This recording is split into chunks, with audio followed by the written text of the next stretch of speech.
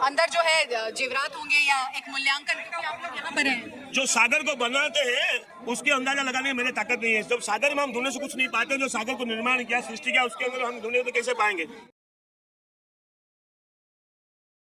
যেটার ভয় ছিল তাহলে কি সেটাই হলো?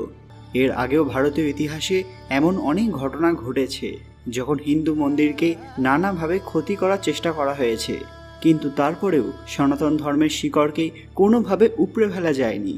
আজও গৌরবের সঙ্গে দাঁড়িয়ে রয়েছে এই ধর্ম, যা আদিকালেও ছিল, ভবিষ্যতেও থাকবে। তবে পুরীর পঞ্চসখা দ্বারা রচিত ভবিষ্যমালিকা গ্রন্থে এমন কিছু কথা লেখা আছে যা মানুষের চিন্তা বাড়াচ্ছে, কারণ এটা সবাই জেনে গেছেন যে ইতিমধ্যে এই গ্রন্থের বেশ কিছু ভবিষ্যৎবাণী সত্য প্রমাণিত হয়েছে। এবার আরও একটি কথা সত্য প্রমাণিত হয়ে গেল। ঠিক কী ঘটেছে পুরীর জগন্নাথ মন্দিরে, যা নিয়ে সবাই চিন্তায় পড়ে গিয়েছেন? সবাই কমেন্টে জয় জগন্নাথ লিখতে ভুলবেন না।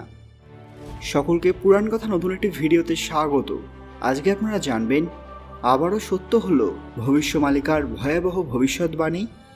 আপনাদের মধ্যে কিছু মানুষ ভিডিও দেখেন কিন্তু সাবস্ক্রাইব করতে ভুলে যান, তাই কাইন্ডলি আমাদের চ্যানেলটি সাবস্ক্রাইব করে নেবেন।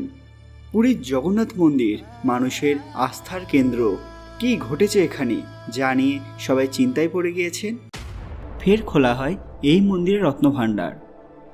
সব কক্ষকে খোলা সম্ভব না হলেও যে কয়েকটি কক্ষ উন্মুক্ত করা হয়েছে তার মধ্যে থাকা ধনসম্পদ দেখে প্রত্যক্ষদর্শীরা অবাক হয়ে গিয়েছেন। শুধু তাই নয়, এখানে পাওয়া গেছে এমন কিছু জিনিস যা দেখে মানুষ নিজের চোখে বিশ্বাস করতে পারেনি। মন্দিরের রত্নভাণ্ডারে দুটি আলাদা প্রকোষ্ঠ রয়েছে। এতদিন বিভিন্ন অনুষ্ঠানে জগন্নাথ দেব সহ অন্যান্য বিগ্রহকে যে অলংকার পরানো হতো তা বাইরের ভাণ্ডার থেকে আনা হতো। ভেতরের ভাণ্ডারে বহুদিন কেউ ঢোকেনি। শোনা যায় মন্দিরের গোপন কক্ষে 7টি ঘর আছে, যার মধ্যে মাত্র 3টি মতান্তরে 2টি ঘরের তালা খুলতে সক্ষম হয়েছিলেন কর্মকর্তারা। শ্রী জগন্নাথের ব্রহ্মবস্তুর মতোই রত্নভাণ্ডারের রহস্য অধরাই রয়ে গিয়েছে।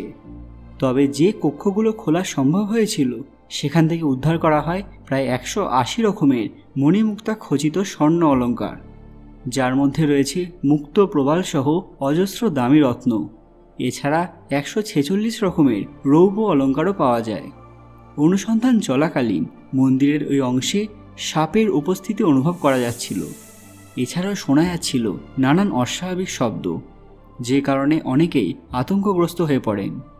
বলা হয় যে জগন্নাথ দেবের অলঙ্কার পাহারা দেয় বিভিন্ন মায়াবী সাপ, যে কারণে এই কাজে সাহায্য নিতে হয় সাপুরিয়াদের। আবার অনেকে বলেন যে এই কক্ষগুলিতে স্বর্গীয় আত্মারা বিরাজ করে। কিছু বছর আগে পর্যন্ত এই রত্নভাণ্ডারের চাবিও খুঁজে পাওয়া যাচ্ছিল না, যে কারণে অনেক প্রশ্নের সম্মুখীন হতে হয়েছিল মন্দির কর্মকর্তাদের। কিভাবে এত গুরুত্বপূর্ণ একটা জিনিস খুঁজে পাওয়া যাচ্ছে না, তা নিয়ে অনেকেই প্রশ্ন তুলেছিলেন।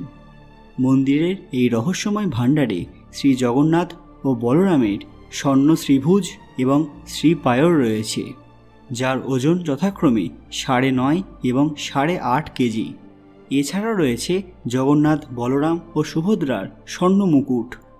1978 সালের হিসাব অনুযায়ী এই ভাণ্ডারে মণিমুক্তা খচিত 120 কেজি স্বর্ণ অলঙ্কার এবং 220 কেজি রৌপ্য অলঙ্কারের খোঁজ পাওয়া গেছিল। সম্প্রতি প্রকাশিত এক তালিকা অনুযায়ী কেরলের পদ্মনাভস্বামী মন্দির এবং অন্ধ্রপ্রদেশের তিরুপতি মন্দিরের পর পুরীর জগন্নাথ মন্দিরের কোষাগারের সম্পত্তির পরিমাণ বিশেষভাবে উল্লেখযোগ্য। মনে করা হচ্ছে আজও এই গোপন কুঠুরিতে প্রভু জগন্নাথের বেশ কিছু গোপন রহস্য লুকিয়ে রয়েছে। অনেকের মতে এই জগন্নাথ মন্দিরের প্রকোষ্ঠে রয়েছে সৃষ্টির রহস্যের চাবিকাঠি। আবার অনেকেই মনে করেন এই মন্দিরে রয়েছে বৈকুণ্ঠের দুয়ার। রয়েছে এমন কিছু অমূল্য সম্পদ যা পেলে সাধারণ মানুষ হয়ে উঠতে পারে সর্বশক্তিশালী। ভবিষ্যৎবাণীতে বলাই আছে যে মানুষ তার পাপের চরম সীমায় পৌঁছে যাবে, তখনই ভগবান কল্কি ধরিত্রীর বুকে অবতীর্ণ হবেন। তাহলে কি জগন্নাথ মন্দিরের মাধ্যমেই ঘোর কলিযুগের সূচনা হবে? সবাই কমেন্টে অবশ্যই জয় জগন্নাথ লিখতে ভুলবেন না। আজকের ভিডিওটি ভালো লাগলে ভিডিওটিকে লাইক করবেন এবং শেয়ার করে সবাইকে দেখার সুযোগ করে দেবেন। চ্যানেলটিকে সাবস্ক্রাইব করে আমাদের পরিবারের একটি অংশ হয়ে যান।